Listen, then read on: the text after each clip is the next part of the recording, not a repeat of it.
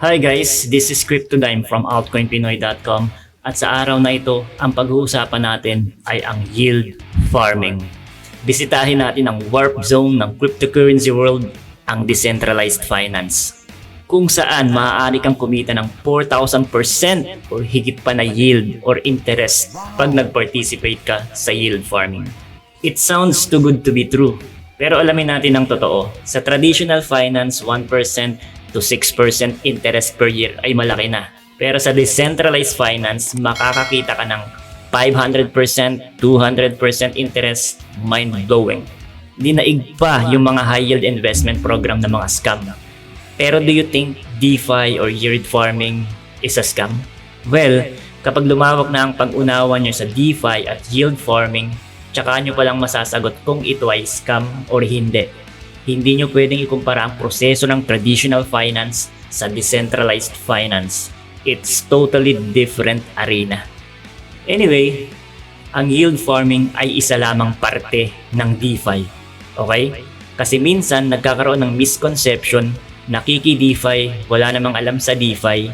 Ang nasa isip, high yield investment, high risk, high reward, gambling, DeFi na.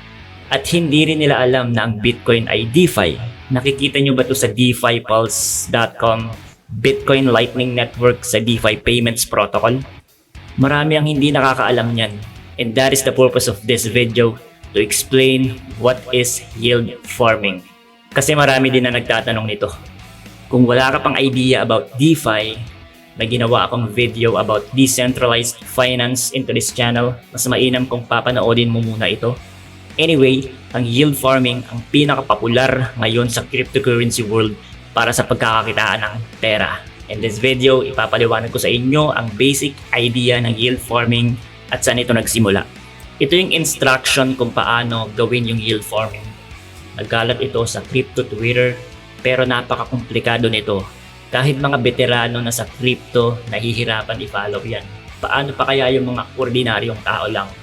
Pero I did a research para mas mai-explain ko ito ng mas simple.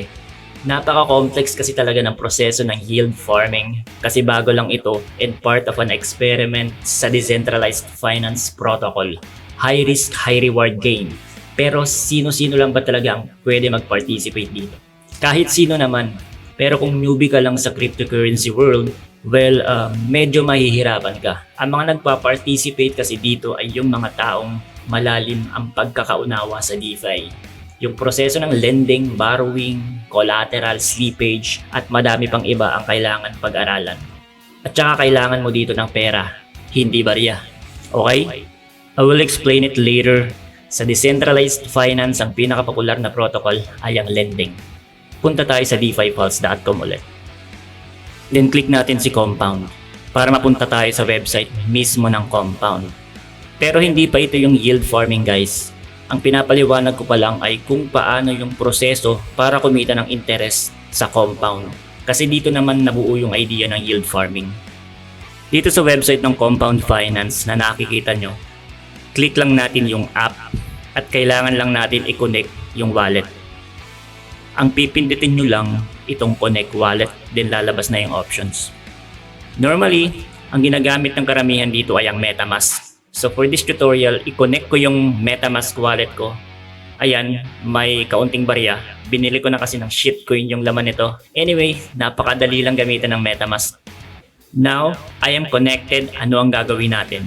May dalawang market, supply market at borrow market. Yung supply market, dito ka maglalagay ng pera para kumita ng interest. At sa borrow market, kung saan ka hihiram ng coins na pwede mo gamitin sa kahit saan. By the way, dito sa site, hindi nyo na kailangan mag-sign up or mag-register. Ito ay decentralized application. Hindi ka dito nagde-deposit ng pera. Ililink mo lang yung wallet mo at pwede mo ito i-withdraw anytime. Ang hahanapin natin ngayon dito sa supply market ay ang may pinakamataas na interest. For the purpose of this tutorial, sabihin natin mayroon akong BAT token sa wallet ko. At sa nakikita ko, mataas ang interest ng BAT, 7.25%. Dito ko ilalagay yung pera ko kasi mas malaki ang interest na pwede ko kitain. Pero take note, hindi stagnant na 7% lagi ang makukuha mo. Pwede tumaas at bumaba yan, depende sa takbo ng market. At ganun lang, kikita na ako ng interest. Paano naman sa borrowing side? Dito papasok ang collateral. Hindi ba sa traditional finance, pag nanghiram ka ng pera sa bangko, hahanapan ka muna ng collateral? Like for example, bahay, sasakyan, or mga alahas at iba pa. Para nga naman kapag hindi ka nakapagbayad, yun ang kukunin nilang kapalit, liquidation process. Ganito din ang estado sa DeFi. Bago ka makapag-borrow, kailangan mo muna maglagay ng collateral sa supply market. Sabihin natin mayroon akong $100 na BAT token at nilagay ko ito sa supply market. Ngayon, ang maihiram ko lang dito ay $60. Ito lang yung inalaw ng platform at collateral na yung iba. At dito sa borrow market, ang hahanapin ko ay yung may pinakamababang interest. Walang matinong tao na hihiram sa may mataas na interest. Siyempre yung mababa lang. Sa nakikita ko ngayon, ang may pinakamababa na interest ay yung Ethereum. So ito yung hihiramin ko sa halagang $60. Now dito na papasok yung yield farming. Pupunta ngayon ako sa exchanges like Uniswap at gamit ang $60 na hiniram ko, bibili ako ng Basic Attention Token, BAT, sa halagang $60 na BAT. And then babalik ako ulit sa compound para maglagay sa supply market. Originally, mayroon na akong $100 dito.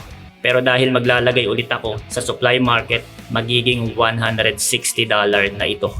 Tumaas ba yung yield ng APY ko dahil nagdagdag ako ng pera? Of course, tumaas na yung interest na pwede kong kitain dahil naglagay ulit ako ng $60. Makakapag-borrow ulit ako ng mga $30 or $36. Tapos same process, mag-borrow ulit ako, then punta sa exchanges at balik sa compound, reinvest. Gagawin ko ito hanggang sa hindi ko na kaya gawin. Ito yung basic idea ng yield farming. Ginagampanan mo ang papel ng lenders at borrowers at the same time. At konting strategy para mapataas mo yung yield or interest na pwede mong kitain. In other words, ang yield farming ay yung proseso ng leverage or pataasin ang interest na pwede mong kitain sa paggamit ng strategy na hindi mo na kinakailangan magdagdag ng additional na kapital. Nagigets nyo ba yung idea? Mukha bang scam? Hindi, di ba? Kasi hindi ka naman nag-i-invite, walang referral system dito, walang kumpanya na pwedeng magtakbo ng pera mo kasi it's decentralized. Ikaw lang ang may control sa wallet mo. Kumikita ka ng interest through lending and borrowing at price appreciation. Ang pera hindi nanggagaling out of nowhere. Welcome to the cryptocurrency world. Pero ang proseso ng yield farming ay risky pa din. For me, it's still high risk, high reward game. Nasa experimental stage pa rin ito. And we don't know kung mag-work talaga ito in the future. Isa pa, pwede kang maliquidate dito kapag nag-under collateral ang asset na inilagay mo sa supply market. Alam natin na ang market ay napaka-volatile. So kung bumagsak ang value ng asset na hinahawakan mo, pwede kang maliquidate. Kailangan kasi lagi kang over-collateralized. Like for example, yung BAT tokens na nilagay natin kasi mataas yung interest. At kapag nag-zero ang value ng BAT sa di malamang kadahilanan, pwede ka maliquidate. At yung binaro mo na coins, kailangan mo ibalik yun kasi magkakaroon ka ng penalty. Ito yung basic idea. Ang ginawa kong halimbawa ay sa isang DeFi protocol lang, which is Compound. Pero marami pang ibang combination ng iba't ibang DeFi protocol para mas mapalaki ang interest. Dito na papasok yung iba pang mga lending and dexes protocol tulad ng Balancer, Aave, Curve, at iba pa. As a farmer, kailangan mo gumamit ng strategy at magpalipat-lipat ng iba't ibang DeFi protocol na may mataas na interest. At kaakibat nito ang malaking transaction fee ng Ethereum blockchain. Pwede ka mag-participate dito kung marami ka namang pera at kung kaya mo naman i-shoulder ang gas fee ng Ethereum.